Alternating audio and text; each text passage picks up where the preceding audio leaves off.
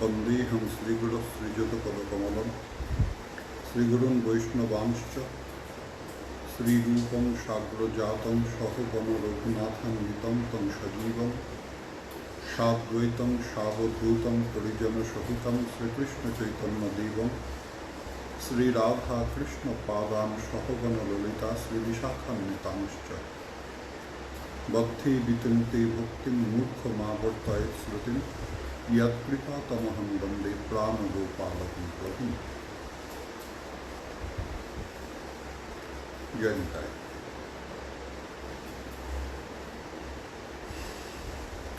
आशा करी এই করোনার প্রাদুর্ভাবে আপনারা সবাই ভালো আছেন। আবার একটা অনুরোধ জানাই যে সবাই এই লকডাউনের যে নিয়মাবলী আছে মেনে চলুন।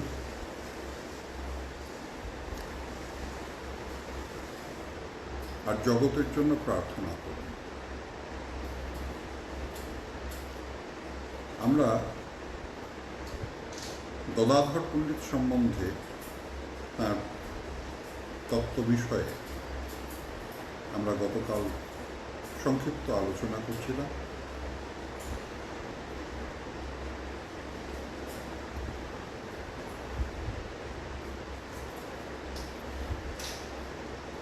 সেই ধারাতেই আমরা আজকের আলোচনা অগ্রসর করি। গতকাল আমরা আস্বাদন করলাম যে ভগবান শ্রীকৃষ্ণের যত যত শক্তি আছেন এই সমস্ত শক্তির মধ্যে প্রধানা শক্তি হচ্ছেন শ্রী শক্তি। এই স্ত্রীশক্তি মূর্ত অমূর্ত রূপে দুটি ভাগে বিভক্ত। মূর্ত শক্তি ভগবানের স্বরূপে তাদাত্ম্য অবস্থায় অবস্থান করে এবং ভগবানকে তার মাধুর্য আস্বাদন করায়।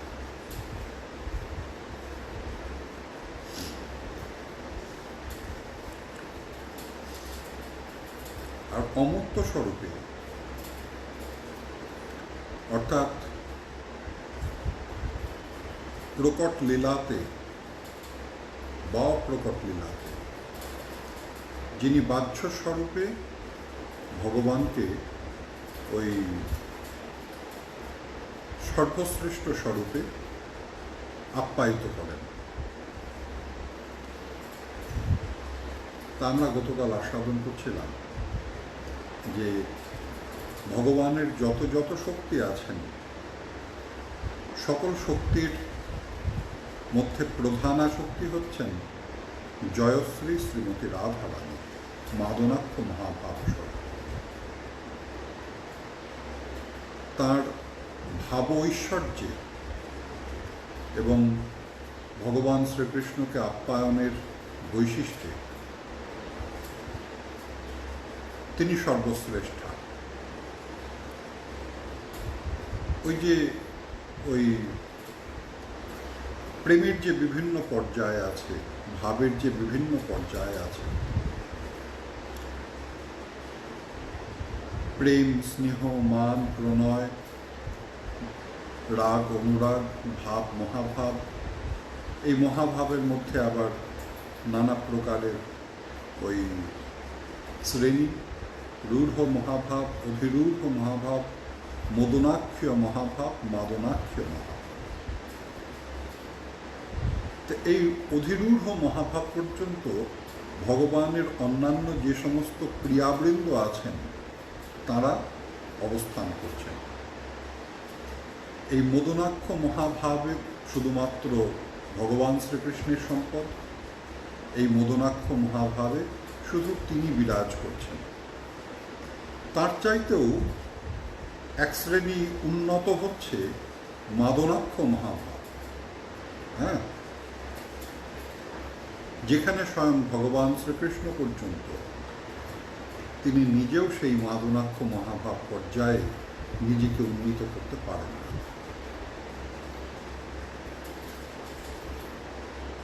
যখন শ্রীমতী রাধারানী তার মাদনাক্ষ মহাভাবে বিভাবিতা অবস্থায় ভগবান শ্রীকৃষ্ণকে তার বিবিধ ওই উপকরণে আপ্যায়িত করেন। ভগবান শ্রীকৃষ্ণ তার ওই রসিকেন্দ্র চূড়ামণি তার যে প্রতিশ্রুতি আছে, যে যথা মাং প্রপদ্যন্তে তাং তথৈব ভজাম্যহম, আমারে তো যে যে ভক্ত ভজে যে যেই ভাবে, আমি সেই সেই ভাবে ভজি, এ মোর স্বভাব। তো এই যে তার যে একটা প্রতিশ্রুতি, প্রত্যেকের ভাবের এবং সেবার উপযোগী প্রতিদান করবার যে প্রতিশ্রুতি, এই প্রতিশ্রুতি মোতাবেক, এই প্রতিশ্রুতির ওই ফলশ্রুতি স্বরূপে ভগবান শ্রীকৃষ্ণ রসিকেন্দ্র চূড়ামণি তিনিও প্রচেষ্টা করেন। কিন্তু করলে কি হবে? সেই মদনাক্ষ মহাভাব থেকে তিনি আরো উন্নত মোহনাক্ষ মহাভাব স্তর পর্যন্ত উপনীত হতে পারেন, কিন্তু মাদনাক্ষ মহাভাবে উন্নীত হওয়া তার পক্ষে সম্ভব হয় না। তাঁরই অবিচ্ছিন্না শক্তি শ্রীমতী রাধারানী, তাঁরই অবিচ্ছিন্না লাদিনী শক্তি হচ্ছেন শ্রীমতী রাধারানী। হ্যাঁ, তা সেই শ্রীকৃষ্ণকে নানাবিধ ওই প্রেমের নানাবিধ পর্যায়ের দ্বারা, নানাবিধ ভিয়েনের দ্বারা তিনি এমনভাবে আপ্যায়িত করতে পারেন যেটা অন্য কোনো গোপী বা অন্য কারো পক্ষে, জগতে আর কারো পক্ষে সম্ভব। তা সেই যে শ্রীমতী রাধারানী, তাঁরই ওই স্বরূপ প্রকাশ হচ্ছেন আমাদের গদাধর পণ্ডিত।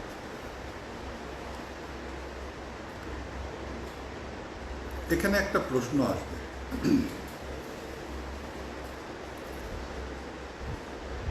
যে শ্রীমতী রাধারানী তিনি তো ওই গৌর স্বরূপের মধ্যে অন্তঃপ্রবিষ্ট। রাধা ভাবদ্যুতি সুবলিতম নৌমি কৃষ্ণ স্বরূপম, সেই বৃন্দাবনের কৃষ্ণ তিনি শ্রীমতী রাধারানীর ভাব এবং কান্তি পাঞ্চালিকায় নিজেকে আবৃত করে শ্রীধাম নবদ্বীপে গৌর স্বরূপে আবির্ভূত হয়েছেন। তা সুতরাং যদি তাই হয়, তাহলে পরে এই গদাধর পণ্ডিত শ্রীমতী রাধারানীর স্বরূপ প্রকাশ কি করে হন? এই জন্যই গদাধর পণ্ডিতকে সরাসরি শ্রীমতী রাধারানী না বর্ণনা করে স্বরূপ প্রকাশ স্বরূপে বর্ণনা করা হয়েছে। ভগবানের তো বহু শক্তি, শুধুমাত্র এই গৌর লীলাতে শুধু গদাধর পণ্ডিত তো নন, বিষ্ণুপ্রিয়া ঠাকুরানী আছেন, লক্ষ্মীপ্রিয়া ঠাকুরানী আছেন, স্বরূপ দামোদর আছেন, রায় রামানন্দ আছেন, আরও আছেন। হ্যাঁ, তারাও আমাদের গৌর সুন্দরের প্রকাশ স্বরূপ, কিন্তু তাদের মধ্যে মুখ্যা হচ্ছেন ওই আমাদের গদাধর পণ্ডিত। যেমন শ্রীধাম বৃন্দাবনে ভগবানের কত কত গোপী ছিলেন, এই মধুর রসের আমিনাতে মাধুর্যভাবে বৃন্দাবনেও তার ওই অনেক সখী গোপীবৃন্দ ছিলেন, আবার মথুরা দ্বারকাতেও তার বহু সখী, অনেক ওই সখী এবং ওই গোপীবৃন্দ ছিলেন। গোপী বলবো না, তার সখীবৃন্দ ছিলেন, অর্থাৎ মধুর রসের পরিকর ছিলেন।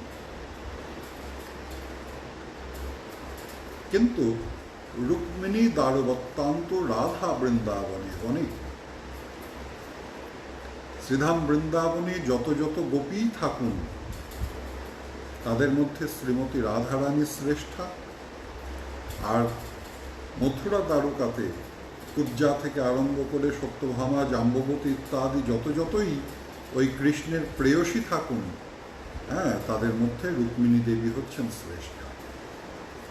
আর তার মধ্যে আবার অনন্ত কৃষ্ণ প্রেয়সী বা সখীবর্গের মধ্যে বা মধুর রসের পরিকর বৃন্দের মধ্যে আমাদের শ্রীমতী রাধারানী হচ্ছেন সর্বশ্রেষ্ঠা।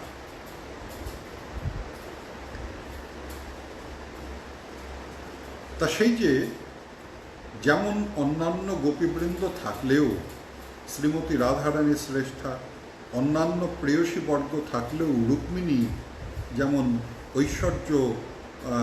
ঐশ্বর্যের যে অঙ্গন সেখানে তিনি শ্রেষ্ঠা, ঠিক সেই রকম এখানেও গৌড়ের ওই শক্তি অন্যান্য শক্তি থাকলেও আমাদের গদাধর পণ্ডিত হচ্ছেন শ্রেষ্ঠা, কারণ শক্তি ব্যতিরেকে লীলা স্বীকৃতি লাভ করে না। হ্যাঁ, শক্তি ব্যতিরেকে লীলা স্বীকৃতি লাভ করে না। যেখানে শক্তিমান থাকবেন সেখানে শক্তি থাকতে হবে, শক্তি ব্যতিরেকে লীলা স্বীকৃতি লাভ করে না। এই কারণে আমাদের গৌরলীলাতে ওই আমাদের গদাধর পণ্ডিত হচ্ছেন শ্রীমতী রাধারানীর প্রকাশ মূরতি।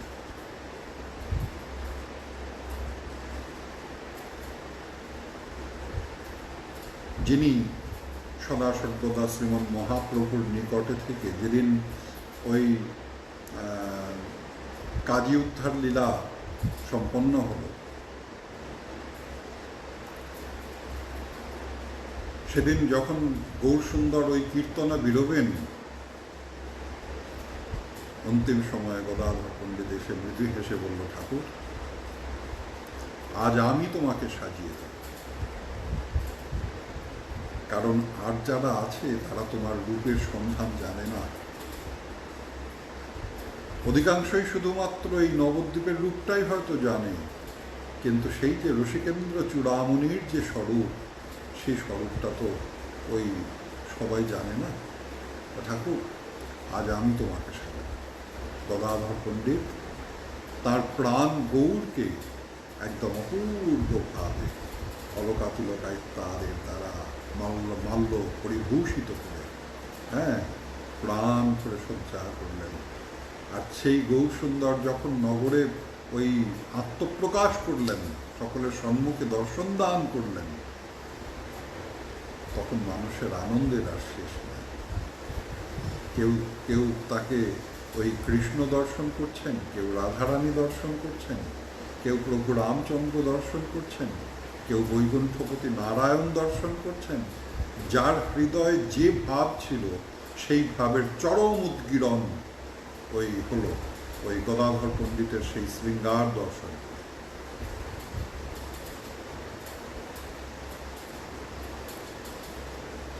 তা সুতরাং গদাধর পণ্ডিতের চরণে আমাদের অনন্ত কোটি প্রণতি, প্রণাম। আমাদের একটাই প্রার্থনা, পতিত পাবন গৌর হরি আমরা শুনেছি, পতিত পাবন নিতাই চাঁদ আমরা শুনেছি, ঠাকুর কৃপা করো। আমার মতো পতিত তো আর পাবে না, তা তাদের এই পতিত পাবন স্বরূপের যেন জয় জয়কার হয়ে যায়, আমি যেন পড়ে না থাকি, এটাই প্রার্থনা। জয় গদাধর। এরপরে আমি কিছু প্রশ্ন, সংক্ষিপ্ত প্রশ্ন কিছু গ্রহণ করব। প্রচুর প্রশ্ন এসেছে, এখন পর্যন্ত প্রায় কটা আমি দেখলাম,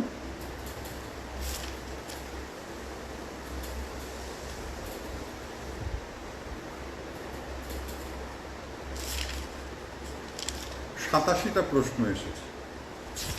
এই যে সব প্রশ্ন, কথার পর কথা প্রশ্ন, সমস্ত প্রশ্ন, সব প্রশ্ন, এই যে সব প্রশ্ন। তো যাই হোক, আমি যারা প্রশ্ন করছেন তাদের প্রতি আমার অনন্ত কৃতজ্ঞতা যে আমি তাদেরকে সাহায্য করতে পারি, এতটুকু যোগ্য মনে করেছেন, তার জন্য আমি কৃতজ্ঞতা প্রকাশ করছি। আমি অধম, আমার যোগ্যতা নয়, তারপরেও আপনারা আমাকে যোগ্য ভেবেছেন, এটা আপনাদের মহানুভবতা। তা আমি যতটুকু পড়াশোনা করেছি বা শ্রীগুরু পাদপদ্ম আশ্রয় করে, আমার আচার্য প্রভুপাদ নিশীথ কুমার গোস্বামী তার চরণাশ্রয় করে এবং বৈষ্ণববৃন্দের কৃপা আশ্রয় করে যতটুকু বোধ লাভ করেছি, কিছুই নয়, কিন্তু তারপরেও যতটুকু লাভ করেছি তার ভিত্তিতে আমি উত্তর প্রদান করার চেষ্টা করব। নিশ্চিন্তে থাকুন, আমি সর্বজ্ঞ নই, আমি ভুল পরিচালিত করব না, যেটা জানি না আমি সেটা বলব না। আর একটু জিনিস বলবো। একটা জিনিস আপনারা একটু চিন্তা করে দেখবেন। ধরুন এই তো প্রায় এতগুলো প্রশ্ন এসেছে, তার মধ্যে 5-6টা প্রশ্নের উত্তর আজ পর্যন্ত দেওয়া সম্ভব হলো। প্রশ্ন একটা লিখে তারপর আমাকে ইনবক্সে মেসেজ দিতে আরম্ভ করছেন, আমার তো উত্তর পেলাম না, আমার তো উত্তর পেলাম না। একসঙ্গে সবার উত্তর তো দেওয়া সম্ভব নয়।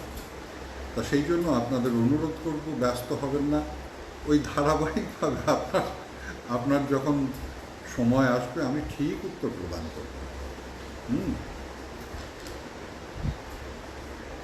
এখানে সুদীপ্ত কর লিখছে, শ্রীমন নিত্যানন্দ প্রভু কি রাধারানী এবং অনন্তমঞ্জুরি? না। যদিও আমাদের গৌড়ীয় সম্প্রদায়ের মধ্যেই শ্রীমন নিত্যানন্দ প্রভুকে রাধারানী স্বরূপে অনেকে পূজা করে থাকেন এবং বর্ণনাও করে থাকেন। এমনকি বৃন্দাবন দাস ঠাকুর তার পদে ভণিতায় তিনি কীর্তন করছেন, দাস বৃন্দাবন করে নিবেদন দেখিতে নিতাই রাধা।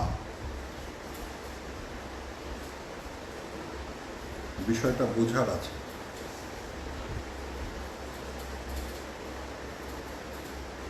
ওই যে বসি বামপাশে মৃদু মৃদু হাসে প্রাণনাথ বলি ডাকে, যে আচরণগুলো এই পদটার মধ্যে ওই আমাদের বৃন্দাবন দাস ঠাকুর বর্ণনা করেছেন, তা ওই শ্রীমন নিত্যানন্দ প্রভুর আচার ব্যবহার, এরা তো প্রত্যক্ষদর্শী, এদের কোনো কল্পনার আশ্রয় নেই, যে এরা যেটা দর্শন করেছেন এরা সেটাই বর্ণনা করেছেন। তা সুতরাং এরা তো প্রত্যক্ষদর্শী, তো এদের বর্ণনাতে কোনো ত্রুটি নাই। কিন্তু এই যে শ্রীমতী রাধারানীর মতো যে ভাবটা আমাদের নিত্যানন্দ প্রভু প্রকাশ করছেন, সেটা কিন্তু শ্রীমতী রাধারানীর মতো দেখতে লাগছে বটে, কিন্তু তিনি অভ্যন্তরে অনঙ্গমঞ্জরী স্বরূপে তিনি আমার গৌর সুন্দরকে আপ্যায়িত করছেন। অনঙ্গমঞ্জরী কে? ইনি শ্রীমতী রাধারানীর কনিষ্ঠা ভগিনী। রাধানুজা হচ্ছেন আমাদের শ্রী অনঙ্গমঞ্জরী। ওই অনঙ্গমঞ্জরী সম্পুটিকা গ্রন্থে এই কথাটা কিন্তু খুব সুস্পষ্টভাবে প্রকাশিত। এবং শ্রীমতী রাধারানীর ইচ্ছাক্রমে প্রেমত্থ আনন্দত্থ অনুমতিক্রমে অনঙ্গমঞ্জরীও শ্রীমতী রাধারানীর মতো শ্রীকৃষ্ণকে অঙ্গসঙ্গ দানে পরিতৃপ্ত করেছেন। অর্থাৎ মধুর রসের আঙিনায় শ্রীমতী রাধারানী ছাড়া দ্বিতীয় যার সঙ্গে কৃষ্ণ অন্তরঙ্গ রহলীলা বিলাস করেছেন সেটা একমাত্র অনঙ্গমঞ্জরী। এটা অন্তত আমাদের শাস্ত্রের নিরিখে আমরা এটা জানতে পারি। তা সুতরাং শ্রীমতী রাধারানী তিনি অভ্যন্তরে ওই অন্তঃকৃষ্ণ বহিঃগৌর, অভ্যন্তরে কৃষ্ণস্বরূপ, বাইরে শ্রীমতী রাধারানীর ওই ভাব এবং কান্তি পাঞ্চালিকা, এই স্বরূপেই হচ্ছে আমাদের ওই শ্রী গৌর সুন্দর। আর তার যে ওই শক্তিবর্গ, এই শক্তিবর্গের মধ্যে কিন্তু কোথাও কোনো রসিক আমাদের নিত্যানন্দ প্রভুর গণনা করেননি। যেমন গদাধর পণ্ডিতের কথা এখনই বললাম, আমি এই পরে পরে এই প্রশ্নটা নেওয়ার প্রধান কারণ এটা,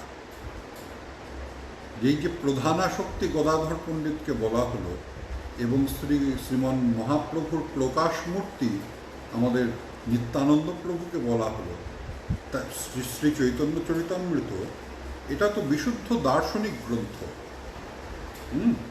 তা সুতরাং এখানে আমাদের নিত্যানন্দ প্রভুকে শ্রীমতী রাধারানী চিন্তা করার কোনো অবকাশ তারা রাখেননি, কোনো সংশয় তারা রাখেননি। তা সুতরাং শ্রীমন নিত্যানন্দ প্রভু তিনি অনঙ্গমঞ্জরী, তিনি অনন্তদেব, তিনি মূল শঙ্কর্ষণ, তিনি ব্রজের বলরাম, তিনি ভগবানের ওই ধাম, তিনি ভগবানের ছত্র, তিনি ভগবানের শয্যা, তিনি ভগবানের ভূষণ, তিনি ভগবানের অলঙ্কার, তিনি ভগবানের পাদুকা ইত্যাদি ইত্যাদি নানা স্বরূপে শ্রীকৃষ্ণের যে ওই রাধাকৃষ্ণের যে মিলনাত্মক লীলা, সেই লীলাতে সহযোগিতা করে চলেছেন। তা সেখানে শ্রীমতী রাধারানীর ভূমিকাতেই আছেন। অনঙ্গমঞ্জরী তিনি ওই রাধানুজা ভূমিকাতেই আছেন।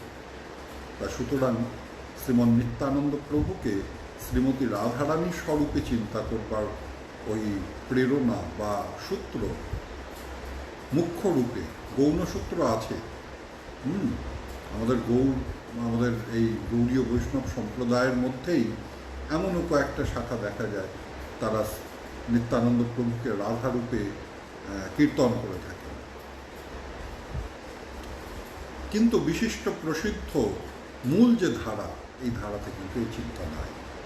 তা সুতরাং আমাদের শ্রীমন নিত্যানন্দ প্রভুকে রাধা এই চিন্তা করবার কোনো প্রয়োজন নাই।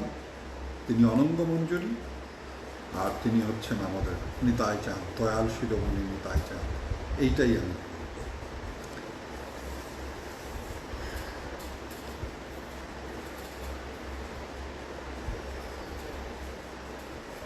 একটা প্রশ্ন করেছেন Monika Chakraborty, what bhav was there with Mahaprabhu, madhurya or Aishwarya?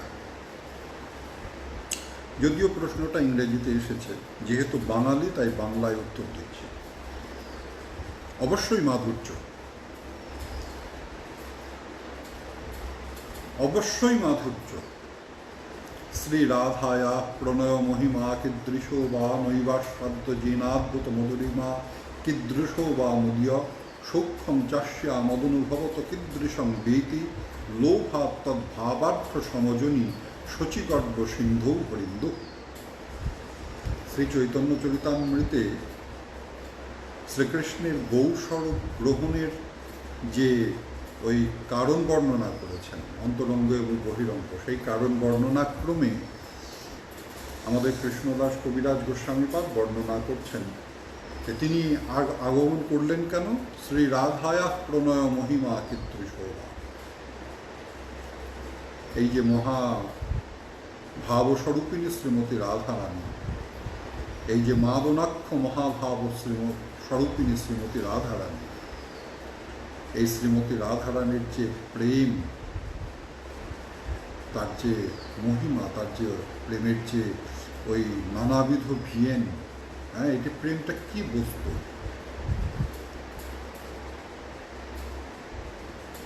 জিনাদ্ভুত Madhurima কীদৃশোবা,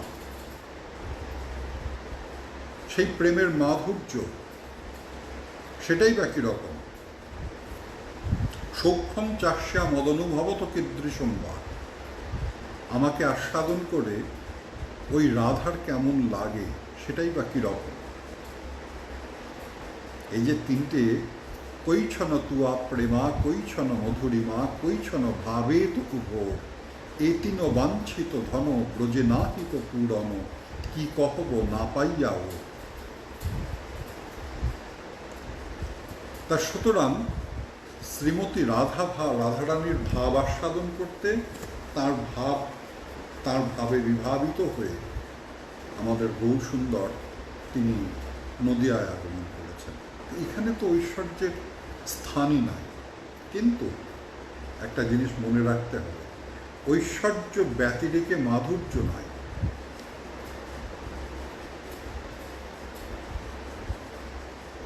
বিষয়টা কি?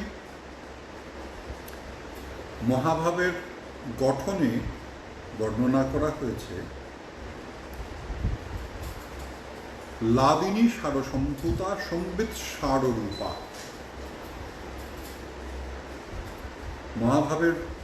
মহাভাবটা যে সৃষ্টি হলো, এর মেটেরিয়ালটা কি?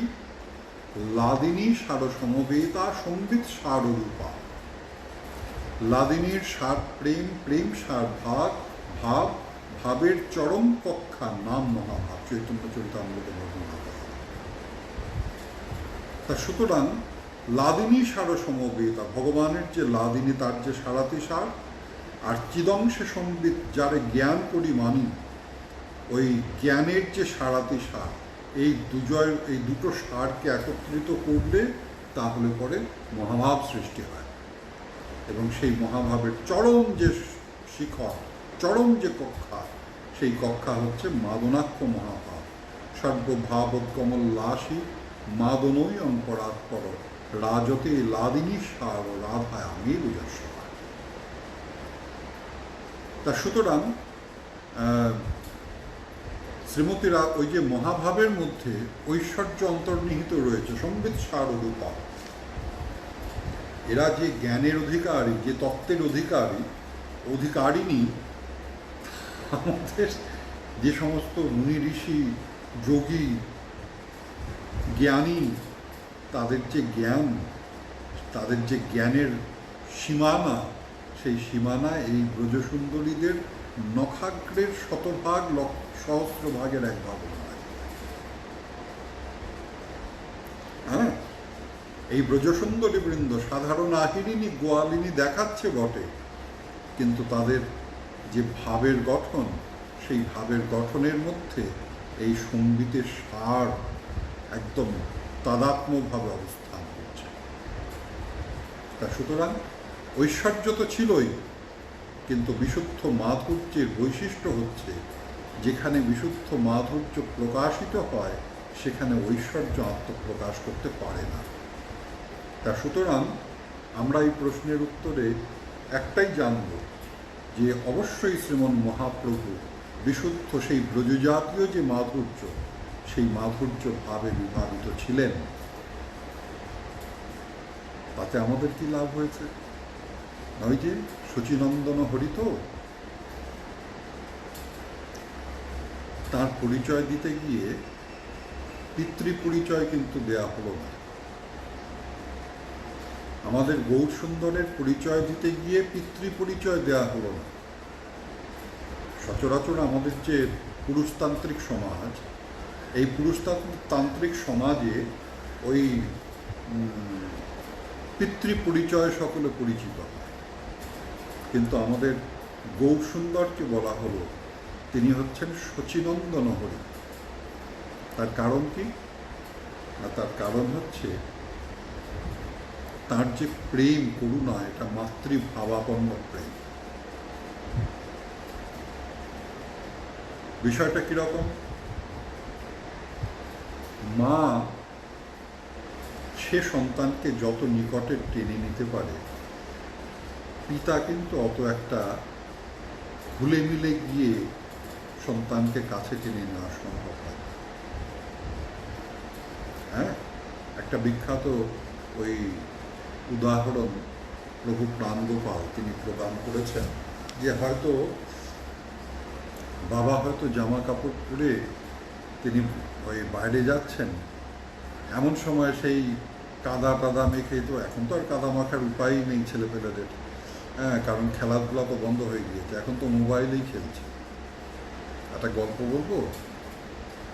এই মোটা এক মহিলা, সে বলছে খেলাধুলা করলে নাকি মানুষের স্বাস্থ্য ভালো হয়, মানুষ স্লিম হয়। কই, আমার তো কোনো লাভ হলো না। তো যাকে বলছে তাকে সে জিজ্ঞাসা করছে, কি খেলাধুলা করো তুমি? বললো, কেন? ক্যান্ডি ক্রাশ, আমি ক্যান্ডি ক্রাশ খেলি।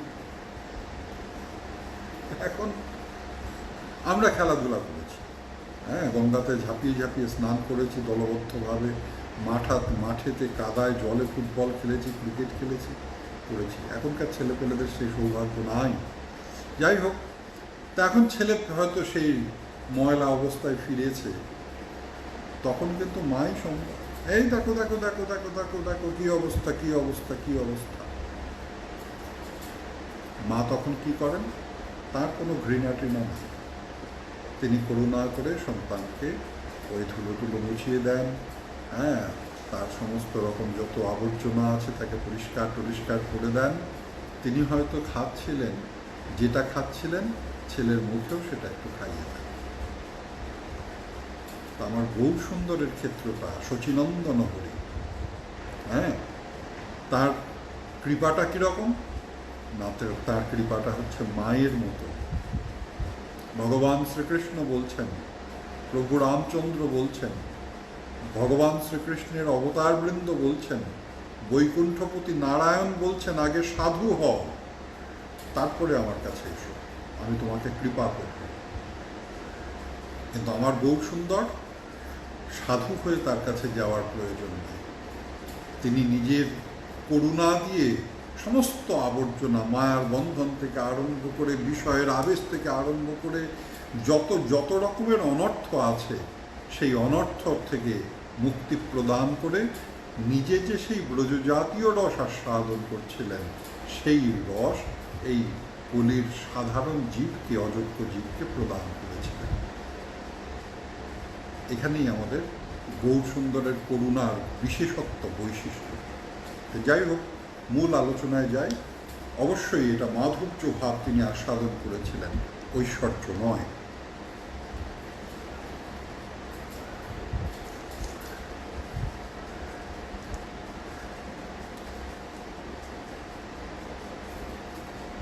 শ্রীকৃষ্ণের ও গৌরাঙ্গের ঐশ্বর্য না মাধুর্য, কোনটা গ্রহণ করব?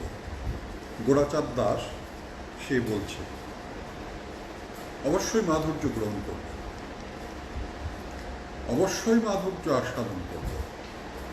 কারণ আমাদের গৌর সুন্দর তিনি আমাদেরকে বৃন্দাবন দর্শন করিয়েছেন, তিনি আমাদেরকে ওই ব্রজজাতীয় রস আস্বাদনের কথা বলেছেন, তিনি রাগানুগার কথা বলেছেন। তা সুতরাং অবশ্যই আমরা মাধুর্যই আস্বাদন করব। হ্যাঁ, আবার বলছি, ঐশ্বর্য জ্ঞান প্রেমকে সুদৃঢ় করে। পূর্বে আমরা পূর্বে কোনো আলোচনা প্রসঙ্গে আমরা এটা আলোচনা করেছিলাম। হ্যাঁ, আজকে সময় বিশেষ নাই, তা পূর্বে আমরা এই বিষয়টা নিয়ে আলোচনা করেছিলাম যে ঐশ্বর্য জ্ঞান মাধুর্যকে পুষ্টি প্রদান করে। অর্থাৎ কে আমাকে ভালোবাসছে, আমি কাকে ভালোবাসছি, আমার এই গৌর সুন্দর কে, তিনিই হচ্ছেন সেই ব্রজেন্দ্রনন্দন শ্রীকৃষ্ণ। তিনি শুধুমাত্র নিমায় পণ্ডিত নন। এই যে অনুভবটা, এই অনুভব গৌরচরণের রতিমতি বৃদ্ধি করে। এই কৃষ্ণ যেটা ওই সাধারণ ওই আহিরিনী গোয়ালিনীদের সাথে যে লীলা প্রকাশ করেছে, খেলাধুলা করেছে, শ্রীদাম সুদামদের সাথে যে ক্রীড়া প্রকাশ করেছে, সে সাধারণ নয়। তিনি হচ্ছেন স্বয়ং ভগবান, সর্বাবতারী। এই অনুভবটা আমাদের ওই প্রেমকে, মাধুর্যকে পুষ্ট করে। আমরা অবশ্যই মাধুর্য আস্বাদন করব, কিন্তু সেই সাথে হৃদয়ে ঐশ্বর্য বোধটা যেন থাকে।